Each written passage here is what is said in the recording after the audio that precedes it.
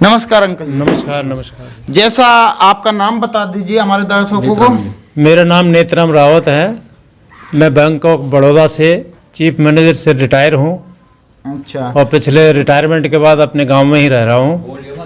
मैं ऑर्गेनिक खेती करता हूँ यहाँ पे। इस टाइम जो है ये इलेक्शन आए हैं। आप जैसे पढ़े लिखे इंसान हो अंकल जी, पुराने टाइम के, आपने देखा होगा लगातार आपकी एज भी 60-65 के करीब हो गई है। लगातार आपके मुद्दे क्या रहे हैं? गांव के मुद्दे देखते आ रहे हो आप। रिटायरमेंट के बाद आप चुनाव में उतरे हो, तो मुद्दे क्या रहे हैं गांव के? साफ सफाई को ले लो या सड़क को ले लो, सबसे पहले मुद्दे गिनवा दीजिए हमें। मेरा जो पहला मुद्दा है, हमारे गांव में जो है ना पानी, पीने के पानी की समस्या जैसे है। पानी की समस्या है। हाँ। हर गांव में, पलवल डिस्ट्रिक्ट के जो गांव हैं, पीने की समस्या, पानी की या निकास की गंदगी हो जाती है, जिनमें लगातार देखने को मिली है। सरकार टाइम टाइम पे ग्रांट भी पास कर रही है। ऐसा नहीं है कि सरकार पीछे से पैसा नहीं दे रही है। पानी के लिए या निकास के लिए या ड्रेन निर्माण के लिए लगातार पैसे दे रही है। डोर टू डोर पानी पहुंचा रही है। ठूंटी के कनेक्शनों के लिए पिछले 5-7 साल में कई करोड़ रुपए हर पंचायत को बांट दिए गए हैं। पानी की समस्या या ड्रेन की हो या ठूंटी हो या कोई मोटर हो, कई करोड़ रुपए, 50-50 लाख रुपए। तो अंकल जी, सबसे पहले साफ सफाई का क्या मुद्दा रहेगा? आप एक अच्छे पोस्ट पर ही हो और वहाँ पे साफ सफाई का काफ़ी ध्यान रखा जाता है। जैसे हम आपके गांव में आए, जगह जगह गंदगी है, जिसके कारण मच्छर पैदा हो जाते हैं, डेंगू, मलेरिया। सफाई का क्या मुद्दा रहेगा? जो पंचायत ने आप चुन के सरपंच बनाए, तो आपके सफाई के क्या मुद्दे रहेंगे? मेरा सर्वप्रथम तो पानी का है, दूसरा मुद्दा सफाई का है। क्योंकि गलियों में जो गंदगी पैदा होती है उससे मच्छर पैदा होते हैं, और वो मच्छर जो है ना वो अपने आदमियों को मलेरिया की समस्या, सारी समस्याएं पैदा होती हैं, जिससे हमारा मेडिकल का खर्चा बढ़ जाता है। अगर हम स्वच्छ रहेंगे तो हमारी बीमारियां कम होंगी। ये सेकंड मुद्दा रहेगा मेरा। जैसे आप 3000 वोटिंग बता रहे हो, 8-9 हजार जनसंख्या भी होगी गांव में। कोई छोटा मोटा बैंक है या नहीं है आपके गांव में? बूढ़े बड़ों को यहाँ से दूर होडल, हतीन या आपका पलवल जाना पड़ता है जो बैंक हैं। पेंशन की समस्या के लिए लगातार सरकार 2500 रुपये दे रही है, तो उसके लिए क्या करना चाहोगे?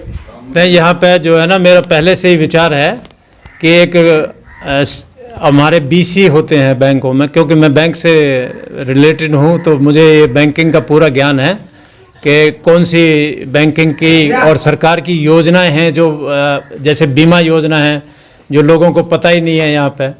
तो मैं एक जो है ना छोटा बीसी सेंटर जो है अपने यहाँ पे खुलवाऊँगा, और बुजुर्गों को कहीं भी बाहर पेंशन। जैसे हमारे आपसे स्पेशल क्वेश्चन रहेंगे कि कुछ लोगों को जागरूक नहीं है। सरकार की लगातार स्कीम चल रही है, नेशनल पेंशन स्कीम हो, जो सरकारी बंदे नहीं है, प्राइवेट अपने कमा के जमा कर सकते हैं और उसका 60 साल के बाद लाभ उठा सकते हैं। कुछ ऐसा जगाने का काम भी आप कर सकते हो, सरपंच चुने जाते हो तो, या पहले भी कर सकते हो। और जैसे आपको युवाओं का क्या रहेगा? खेल में हो या स्वास्थ्य में रहे या पढ़ाई के मामले में रहे, तो युवाओं के लिए क्या योगदान रहेगा? आप सरपंच चुने जाते हो। युवाओं के लिए जो हमारे पास पंचायत की भूमि है, उसमें एक स्टेडियम बनाया जाएगा, जिसमें खेलने की सुविधा होगी पूरी। खेलने का, खेल स्टेडियम हो या भर्ती का मामला हो, लगातार अनहोनी घट जाती हैं। लोग बाग जो आर्मी के लिए, पुलिस के लिए लगातार, या अर्धसेना बल के लिए रेसिंग वगैरह करते हैं, जिनमें सड़कों पर दौड़ते हैं, जिनके कारण एक्सीडेंट हो जाता है। लगातार गांव में मांग हो रही है कि स्टेडियम होना चाहिए। पंचायत की ज़मीन हर गांव में, किसी में 1 एकड़ तो किसी में 10 एकड़, किसी में 90 एकड़ हर गांव में है। तो और आप महिला सुरक्षा को किस कदर देखते हो? पढ़े लिखे इंसान हो, बैंकों में तो महिला सुरक्षा से पहले सम्मान दिया जाता है।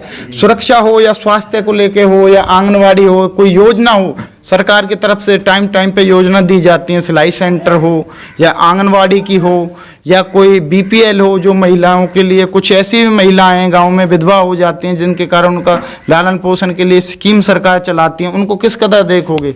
जितनी सरकारी योजनाएं हैं उनकी पूरी जानकारी अपनी जो गांव के निवासी हैं उनको दी जाएगी, और मेरा ये फोकस रहेगा इस चीज़ पे कि महिलाओं का विकास हो और बेटी पढ़ाओ बेटी, जो सरकार की बेटी पढ़ाओ बेटी बढ़ाओ का जो नारा है उसको आगे बढ़ाया जाएगा। आगे बढ़ाया जाएगा।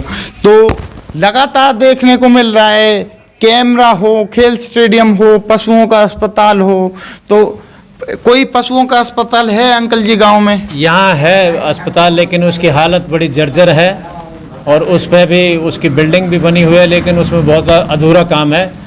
उसके बाद जो है ना इसको पूरा किया जाएगा। जैसे ही हमारा वो होता है, सिलेक्शन होता है, सरपंच पद के लिए चुने जाते हैं, तो लगातार इन मुद्दों पे काम करेंगे। और हम बनने के बाद कैंडिडेट के पास पहुंचेंगे कि वो अपने वादों से मुकर रहा है कि नहीं। लगातार 5 साल के अंदर वो अपने वादों को पूरा कर सकता है। सरकार टाइम टाइम पे देती है, कोई वादा लेट भी हो जाता है, कोई जल्दी भी हो जाता है। 5 साल के अंदर वो अपने वादों को पूरा कर सकता है। जैसे स्कूल कौन सी क्लास तक है अंकल जी आपके गाँव में? यहाँ +2 तक है, लड़कियों का स्कूल है। और लड़कों का? लड़कों का 10th तक है ना, 10th क्लास तक है। लड़कों को, जैसे लड़कों लड़कियों को समस्या आती है, जैसे स्कूल तो आपके लड़कियों के लिए 12वीं तक है, जिनमें समय समय पर जरूरतें रहती हैं, या कोई बाउंड्री बॉल की या टीचर नियुक्त की या समस्या रहती हैं, काफ़ी समस्या आती हैं, उनको किस नज़रिए से देखोगे सरपंच बनने के बाद? सरपंच बनने के बाद जो स्कूल की व्यवस्था है उसमें लगातार जो है निगरानी रखी जाएगी और क्या अव्यवस्था वहाँ पे है उसको दुरुस्त किया जाएगा। तो जैसे लगातार हम देख रहे हैं, हर प्रत्याशी से मिला रहे हैं कि टाइम टाइम पे अपने वादों को पूरा करे। जो पंचायत के अंदर काम आते हैं, स्कूल, पानी, बिजली या नालियों के काम, सड़कों के काम, वो टाइम टाइम पे अपने कामों को करवाएं और जागरूक हों। और आने वाली 22 और 25 तारीख को अपना ऐसा प्रत्याशी चुने कि जो आपको काम करा सके और ईमानदार हो और काम करने के योग्य हो। और कुछ क्वेश्चन अंकल जी से हम जान लेते हैं कि वो अपनी तरफ से पर्सनल अपने गांव की जनता को क्या मैसेज देना चाहते हैं। अगर सरपंच पद के लिए मैं मनोनीत होता हूँ, चुना जाता हूँ, तो मेरी ये अपनी एक योजना है कि जो सरकारी फंड आता है उसकी पूरी जानकारी पूरे गांव को होनी चाहिए। और मेरा विचार है कि एक समिति गांव से, पंचों से अलग, बुजुर्गों की, सियाने लोगों की, पढ़े लिखों की एक समिति बनाई जाएगी, जिसके सामने ये प्रस्ताव दिया जाएगा कि भी ये फंड आया है और इस फंड को कहाँ लगाना है, जिससे हमारे गांव का जो है चहुमुखी विकास हो।